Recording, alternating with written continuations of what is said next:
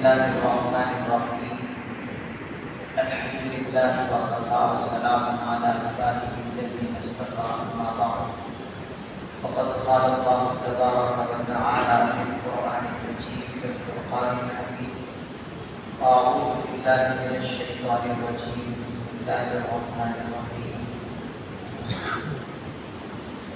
ولا تأكلوا أموالكم بينكم بالباطل وتدلوا بها إلى الحكام لتأكلوا فريقا من أموال الناس بالإثم وأنتم تعلمون. وقال الله تبارك وتعالى في كلام آخر بسم الله الرحمن الرحيم ألف لام ميم الله لا إله إلا هو الحي القيوم نزل عليك الكتاب بالحق مصدقا لما بين يديه وأنزل التوراة والإنجيل صدق الله العظيم.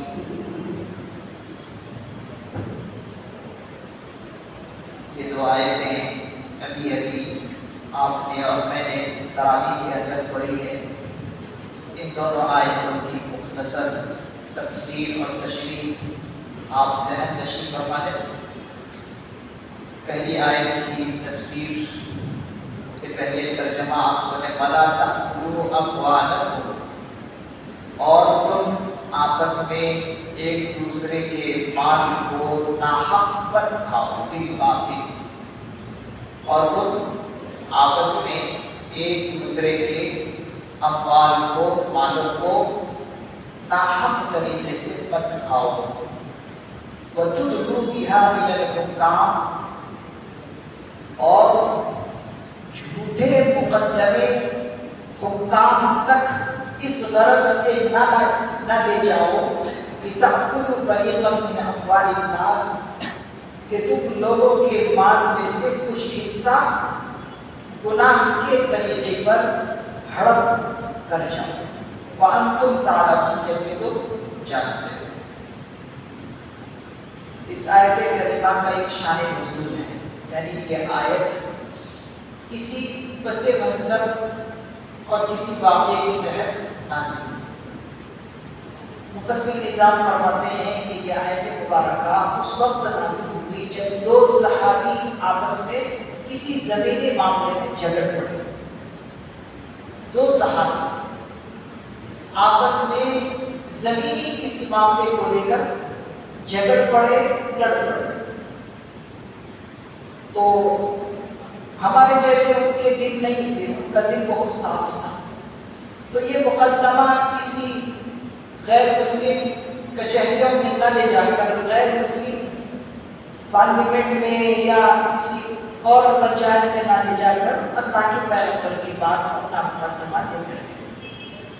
اور مقدمہ جس صحابی لے کر گئے ان کے پاس گواہ نہیں. بھائی کسی کے اوپر کوئی آپ دعویٰ دے رہے ہیں، دعویٰ کر رہے ہیں، تو اس کے لیے تو گواہ چاہیے، دلیل چاہیے. تو حضور نے اس صحابی سے جو مقدمہ لے کر حضور کے پاس پہنچے ان سے پوچھا، بھائی بتاؤ تمہاری اس بات پر دلیل کیا ہے، گواہ کیا ہے؟ تو جب مطالبہ کیا گیا گواہ کا، دلیل کا، تو ان کے پاس کوئی دلیل نہیں. اب قاعدہ کیا ہے؟ اسلامی قاعدہ فقہاء کرام نے یہ لکھا ہے کہ جب مدعی کے پاس، دعویٰ کرنے والے کے پاس دلیل اور گواہ نہ ہو تو پھر اب مدعا علیہ، جس پر الزام لگایا گیا یا دعویٰ ٹھوکا گیا، اس سے قسم لی جاتی ہے. جو لے کر گیا اس کے پاس دعویٰ تو اس نے کیا لیکن دلیل نہیں، گواہی نہیں. تو اب جب گواہی نہ ہو تو قاعدہ یہ ہے کہ جن پر دعویٰ کیا اس سے دلیل مانگی جائے، اس سے قسم لی جائے. تو حضور نے اس سے پوچھا، بھائی تم قسم کھاؤ، تم پر جو یہ فلاں صحابی دعویٰ کر رہے ہیں ان کے پاس گواہ نہیں، لہٰذا تم پر لازم ہے، قواعد ہے، قاعدے کے مطابق ہے کہ تم قسم کھاؤ. تو وہ صحابی ڈر گئے. قسم شروع میں قسم کھانے پر آمادہ ہو گئے، لیکن جب حضور نے جھوٹی قسم کھانے پر وعید سنائی کہ دیکھو جھوٹی قسم کھانے والے کے لیے یہ وعید ہے کہ ان کے لیے بھیانک عذاب ہے.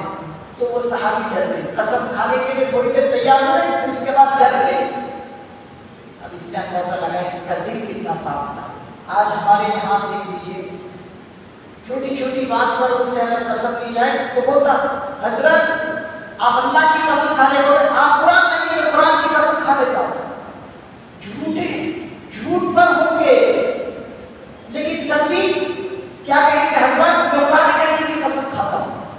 رسول اللہ کی ساری بھائی قرآن کریم قسم کھانے کے لیے تم نے اتنا اللہ کے کلام کو گرا دیا کہ کچھ اہمیت ہی نہیں تھی. تو ان کے یہاں ایسا نہیں. جیسے حضور نے ڈرایا وہ صحابی ڈر گئے اور ڈرنے کے بعد کہا کہ حضور میں قسم نہیں کھا سکتا, آپ کو کوئی زمین دے دیجیے. لہٰذا زمین اسی صحابی کو دے دی. تو اس وقت یہ آیت کریمہ نازل ہوئی وَلَا تَأْكُلُوا أَمْوَالَكُمْ بَيْنَكُمْ بِالْبَاطِلِ, تم آپس میں ایک دوسرے کے اموال ناحق طریقے سے مت کھاؤ. اور اسی طریقے سے اپنا مقدمہ ایسے حکام کے پاس نہ لے کر جاؤ کہ تم لوگوں کے مال میں سے کچھ حصہ گناہ کے طریقے پر ہڑپ کرنا چاہتے ہو, وہاں تم ڈالنا جبکہ تم جانتے. تو یہاں سے ایک بات ہمیں سمجھ میں آئی کہ دیکھیے کبھی بھی جھوٹے مقدمے کسی پر دائر مت کیجیے, چاہے آپ ہو چاہے میں ہوں چاہے دنیا کا کوئی بھی انسان ہو. یہ بہت غلط کام ہے. بھائی دوسروں کو تکلیف دے کے کیا آپ کو دے گا. مثال کے طور پر آپ کو زمین مل گئی دنیا کے اندر, لیکن ابھی آپ کو آخرت میں اللہ کی آپ پیش کرنا, وہاں کیا جواب دیں. تو آپ یہاں سے یہ سبق ملا. اسی طریقے سے اس کی تشریح تو اور بھی ہے. مفسر نظام فرماتے ہیں کہ حرام اور حلال مال کے کھانے سے انسان کے اعمال اور اخلاق پر بہت اثر پڑتا ہے. حلال اور حرام مال کے کھانے سے انسان کے اعمال اور اخلاق پر بہت اثر پڑتا ہے. اس کے لیے بہت ساری حدیثیں دماغ میں آ رہی ہے. میں صرف ایک دو حدیث پیش کر دیتا ہوں. انسان جب حرام لقمہ اپنے پیٹ میں ڈالتا ہے تو حضور علیہ السلام نے فرمایا کہ 40 دن تک اس کی عبادتیں اللہ کے یہاں قبول نہیں ہوتی. 40 دن تک ایک لقمہ پیٹ میں حرام ڈالنے کی وجہ سے 40 دن کے کیے ہوئی عبادت بیکار اور مردود ہے. تو کتنی بڑی سزا کی 40 دن تک انسان مجاہدہ کرے عبادت کرنے, لیکن قبول نہ ہو. کیوں؟ تھوڑی سی غفلت کی وجہ سے کہ ناحق کسی کا مال کھا. عبادت اتنی کہ مردود اور بیکار. کتنی کس کی وجہ سے؟ وہ ایک حرام لقمہ کھانے کی وجہ سے. لہٰذا حرام غذاؤں سے اپنے آپ کو بچائیں. اسی طریقے سے حضرت سعد بن ابی وقاص رضی اللہ عنہ بہت بڑے صحابی ہیں. انہوں نے حضور علیہ السلام سے ایک گزارش کی کہ اللہ کے پیغمبر صلی اللہ علیہ وسلم میں چاہتا ہوں کہ میں مستجاب الدعوات بن جاؤں, یعنی میں ایسا شخص بن جاؤں کہ میری ہر دعا فوراً قبول ہو جائے اللہ کے یہاں. میں کیسے بن سکتا ہوں؟ تو حضور علیہ السلام نے ان کو یہی نصیحت کی کہ دیکھو اگر تم یہ مستجاب دعوات کرنا چاہتے ہو تو تمہارے لیے بہت آسان ہے.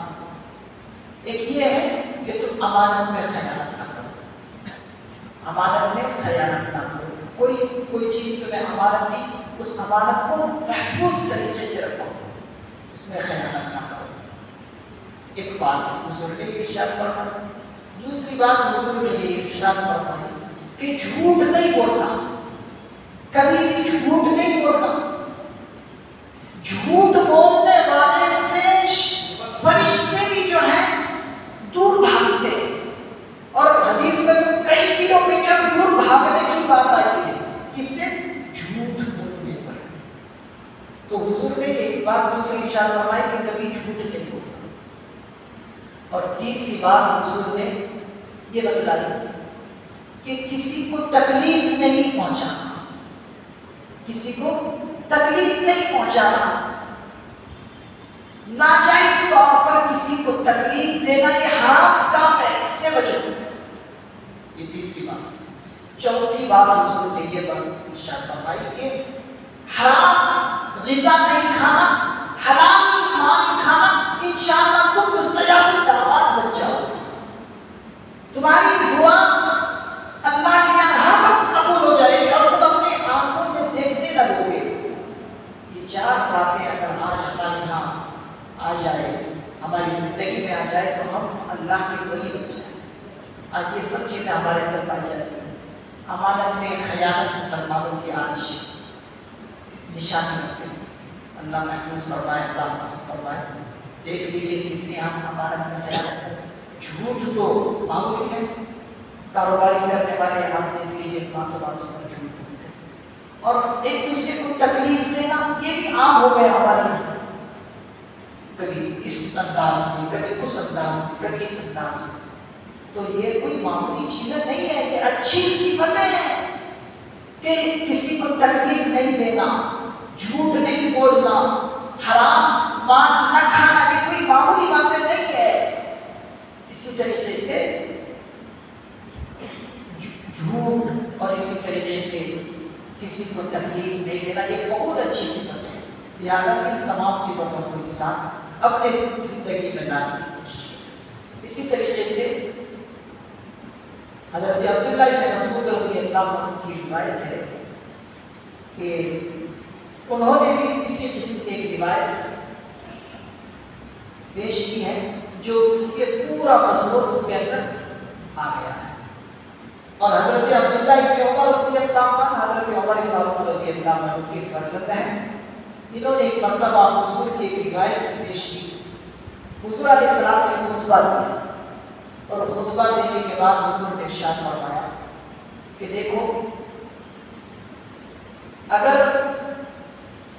تمہارے معاشرے کے اندر بے حیائی عام ہو جائے، حضور نے یہ خطبہ دیا کہ اگر تمہارے معاشرے میں بے حیائی عام ہو جائے تو پھر تم اس بات کا انتظار کرو کہ تمہارے معاشرے میں ایک عجیب قسم کی بیماریاں پیدا ہو جائیں، طاعون جیسی بیماری لاحق ہو جائے گی۔ کب؟ جب بے حیائی عام ہو جائے گی۔ آج ہم دیکھ رہے ہیں بے حیائی سب چڑھ کر بول رہا ہے، چاروں طرف بے حیائی بے حیائی۔ لہٰذا اس بے حیائی کے مناظر سے اپنے آپ کو بچانا ہے، خصوصاً رمضان کے مہینے میں بے حیائی سے ہر کوئی کی کوشش کرنا۔ آج یہ جو چھوٹا سا موبائل ہمارے ہاتھ میں رہتا ہے، ہر وقت اس کے اندر بے حیائی کے کام پڑے ہوئے ہیں، لہٰذا اپنے آپ کو بچانا ہے۔ اگر اپنے ماحول کو، اپنے معاشرے کو طاعون جیسی بیماری سے بچانا ہے تو بے حیائی سے اپنے آپ کو بچانا ہے۔ اور اسی طریقے سے حضور علیہ السلام نے ارشاد فرمایا کہ جب ناپ تول میں لوگ کمی کرنے لگے تو پھر سمجھو کہ تم پر غلط قسم کے لوگ مسلط ہو جائیں گے۔ اگر ناپ تول میں تم کمی کرنے لگو تو تمہارے یہاں ایسا ہوگا کہ غلط قسم کے لوگ گورنمنٹ بنائیں گے، تم پر ظالم قسم کے دشمن مسلط کر دیں گے اللہ تعالیٰ۔ اللہ تعالیٰ ہماری حفاظت فرما۔ آج ہم اس بیماری میں بھی ناپ تول میں کمی کرتے ہیں، تھوڑا سا بھی کچھ آگے موقع ملا ڈنڈا مار لیتے ہیں، تو اس سے بچنا۔ بہت ساری باتیں اللہ تعالیٰ سے دعا اللہ تعالیٰ مجھے بھی اور آپ حضرات کو بھی اور پوری امت مسلمہ کو بھی ان احادیث مبارکہ پر صحیح عمل کرنے کی توفیق نصیب فرمائے۔ آمین۔ سبحان اللہ و بحمدہ، سبحان اللہ و بحمدہ، ونشهد ان لا اله الا انت ونستغفرك ونتوب اليك۔ سبحان ربك رب العزة عما يصفون وسلام على المرسلين والحمد لله۔